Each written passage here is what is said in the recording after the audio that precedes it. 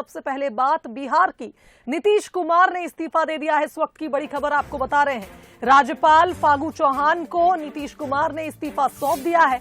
नई सरकार को लेकर राबड़ी देवी के घर पर इस वक्त बैठक जारी है। तेजस्वी यादव के साथ नीतीश कुमार की यह बैठक हो रही है। बता दें कि तेजस्वी के साथ नई सरकार नीतीश कुमार बनाने वाले हैं। 160 विधायकों का सपोर्ट उनको है। इधर नीतीश कुमार ने कहा कि बीजेपी से गठबंधन तोड़ दिया है।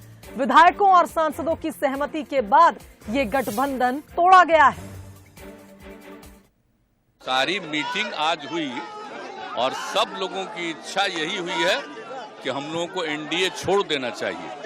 तो जैसे ही एनडीए छोड़ने का निर्णय सब लोगों की थी तो हमने उसी को स्वीकार कर लिया और आकर के यहाँ जो एनडीए की सरकार में हम मुख्यमंत्री थे, हमने मुख्यमंत्री पद से इस्तीफा सौंप दिया। तो आपको बता दें कि नीतीश मॉडल जिसकी हमेशा चर्चा रहती है, 9 साल में नीतीश कुमार ने 2 बार सहयोगी बदले हैं। 2013 में बीजेपी से नाता तोड़ा और महागठबंधन से सरकार नीतीश कुमार ने बनाई और इसके बाद 2017 में आरजेडी से गठबंधन तोड़कर बीजेपी के साथ मिलकर सरकार बनाई।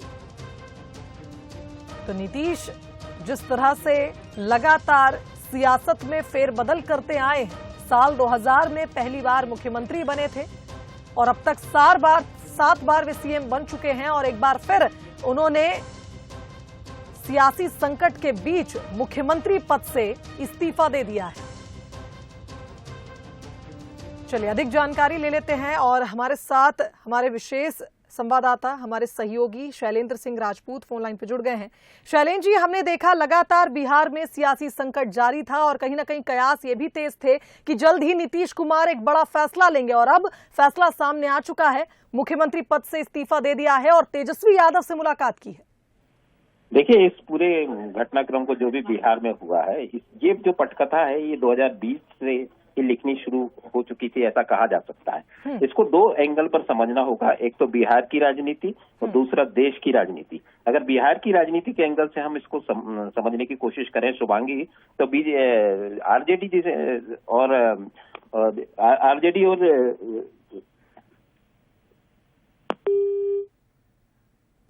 चलिए एक बार फिर कोशिश करेंगे, शैलेंद्र जी से संपर्क हम करेंगे।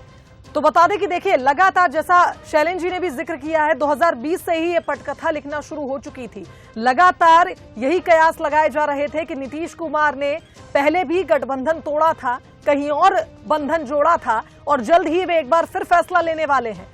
और जिस तरह से लगातार ये भी बातें सामने आ रही थी कि एक बार फिर तेजस्वी यादव से उनकी मुलाकातें तेज हुई हैं, कुछ ना कुछ ऐसा चल रहा है बिहार में जो जल्द ही सामने आ जाएगा। और अब आप देखिए, नई सरकार को लेकर राबड़ी देवी के घर पर एक बड़ी बैठक कर रहे हैं नीतीश कुमार और फिलहाल मुख्यमंत्री पद से इस्तीफा दे चुके हैं। इधर आपको बता दें कि नीतीश कुमार को समर्थन पूरा है।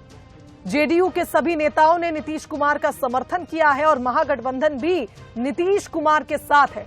ऐसे में नई सरकार के गठन को लेकर जो कयास थे अब और भी ज्यादा तेज हो गए हैं, क्योंकि राज्यपाल फागू चौहान को नीतीश कुमार ने इस्तीफा सौंप दिया है। तो जो भी फैसला करेंगे वे हमेशा उनके साथ रहेंगे, ये बात सभी नेताओं ने कही है जो जेडीयू के हैं। इधर महागठबंधन का समर्थन भी नीतीश कुमार के साथ है। चलिए एक बार फिर हम शैलेंद्र जी का रुख कर लेते हैं, हमारे साथ फोन लाइन पर जुड़ गए हैं। जी शैलेंद्र जी, आप बात पूरी करें। देखिए, इसको मैं ये कह रहा था कि 2 एंगल से समझने की जरूरत है। एक तो बिहार की राजनीति के एंगल से, जब 2020 में जेडीयू को भारी नुकसान हुआ था और बीजेपी को काफी फायदा हुआ था, उस समय से ही नीतीश कुमार के मन में कहीं ना कहीं ये बात बैठ गई थी कि बीजेपी जैसी पार्टी इस मौके को छोड़ेगी नहीं। और 2025 में जब चुनाव होने हैं बिहार में, जब तक बीजेपी काफी मजबूत स्थिति में आ चुकी होगी, तो वो उनके मन में कहीं ना कहीं था कि बीजेपी लगातार अपने आप को बिहार में मजबूत कर रही थी। तो ये एक मजबूरी का फैसला था उनका बीजेपी के साथ रहना। और जिस तरह से बीजेपी उनको साइड लाइन करने लगी थी, उनको फ्री हैंड नहीं दे रही थी, तो उनके मन में एक तो ये बात थी। दूसरी बात, जिस तरह से बिहार में जेडीयू, आरजेडी और बीजेपी के बीच झगड़ा है, वो दोनों पार्टियां मुख्य रूप से मतलब मतदाताओं के बीच पैठ बनाती जा रही थी। तो नीतीश कुमार को ये ज्यादा बेहतर लगा कि बीजेपी को मजबूत होने देने के बजाय वो आरजेडी के साथ जाए, ताकि 24 में उनके लिए जगह बनी रहेगी। दूसरा, अगर राष्ट्रीय राजनीति के एंगल से हम देखें तो नीतीश कुमार एक ऐसा चेहरा रहे हैं जो भारतीय राजनीति में हमेशा जिनको मोदी के समकक्ष माना जाता रहा, हालांकि बाद के दिनों में मोदी ज्यादा मजबूत होते रहे।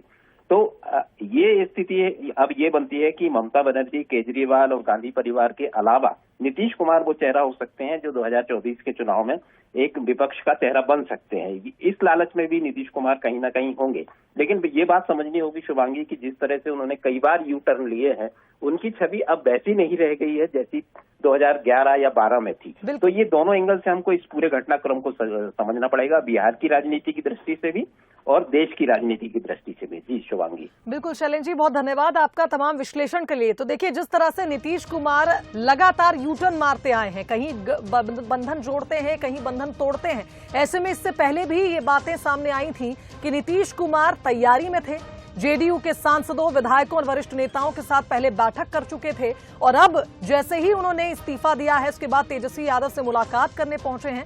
लगातार अब ये कयासों के बाजार तेज हो चुके हैं कि जल्द ही नीतीश कुमार एक बड़ा फैसला लेंगे नई सरकार के गठन के लिए। फिलहाल तेजस्वी यादव से उनकी बातचीत जारी है।